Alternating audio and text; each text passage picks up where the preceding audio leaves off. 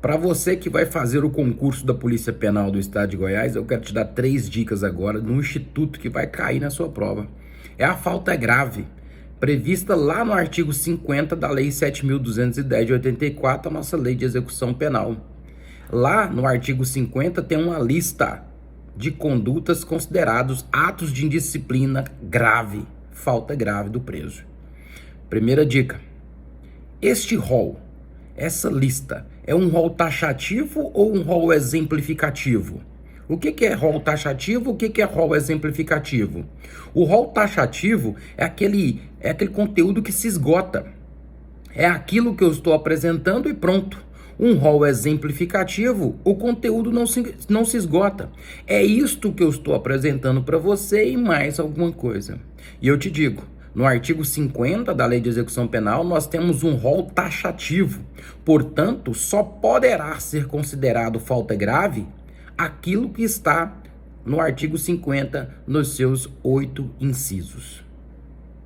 Segunda dica: olha, tá certo, o artigo 50 traz um rol taxativo, mas eu chamo a sua atenção para os incisos 5 e os incisos 6 do artigo 50. Estes 2 incisos te remetem para outros artigos. E esses outros artigos trazem condutas que também serão consideradas faltas graves, porque os incisos 5 e 6 do 50 te encaminha para eles. O inciso 5 fala de descumprir as condições no cumprimento de pena no regime aberto. Não cumprir as condições no regime aberto. E agora, onde eu vou conseguir pegar estas condições? Quais seriam essas condutas obrigatórias para o cumprimento de regime, no cumprimento de pena no regime aberto? E aí você tem que ir lá no artigo 115. Lá no artigo 115 da LEP, nós vamos ver as condições obrigatórias para o cumprimento de pena no regime aberto. O juiz poderá impor outras condições, mas lá está esculpido uma relação de condições obrigatórias.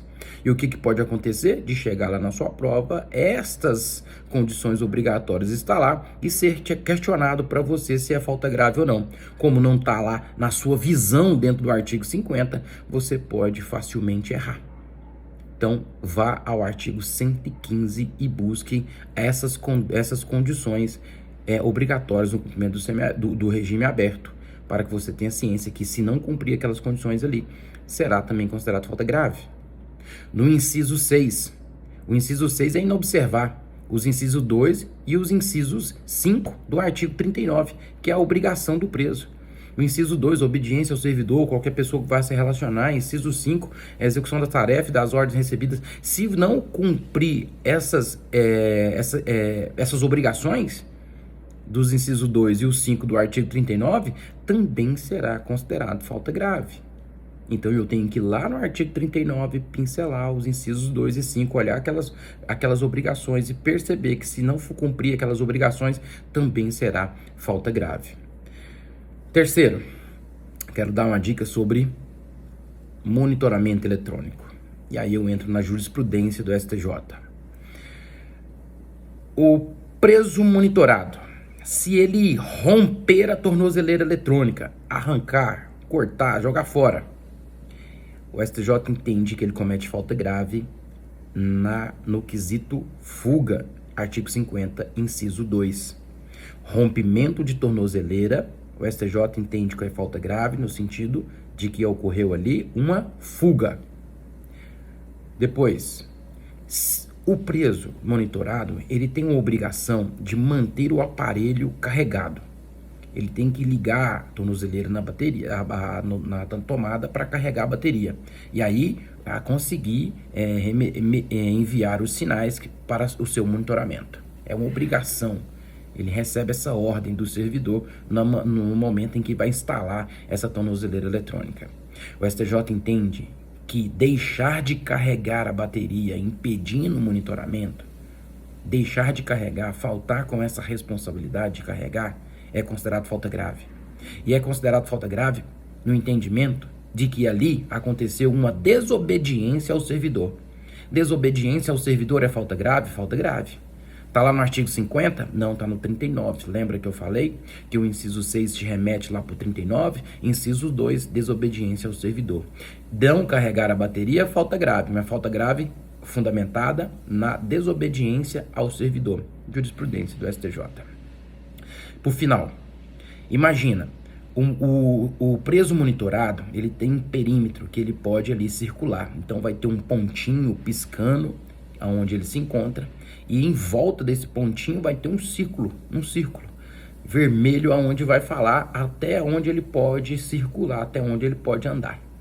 Ali geralmente é o percurso que ele faz da casa para o trabalho, né, da casa para a escola, alguma coisa nesse sentido. Então vai ter esse perímetro. O STJ entende que se o indivíduo não tirou a tornozeleira, que o indivíduo está com a tornozeleira carregada, e ele sai desse perímetro, o STJ entende que ele não cometeu falta grave, porque ainda existe o monitoramento, ainda é possível fazer o monitoramento.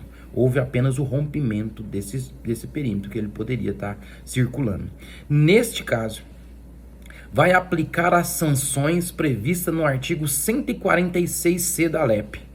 O artigo 146, ele cuida e regula o uso da tornozeleira eletrônica. Então, a sanção para quem não rompeu, para quem aí carregou, não rompeu a tornozeleira, não deixou descarregar, mas que rompeu o perímetro de monitoramento, não será considerado falta grave. Existem sanções possíveis de aplicar lá no artigo 146C. São sanções que não são sanções de falta grave.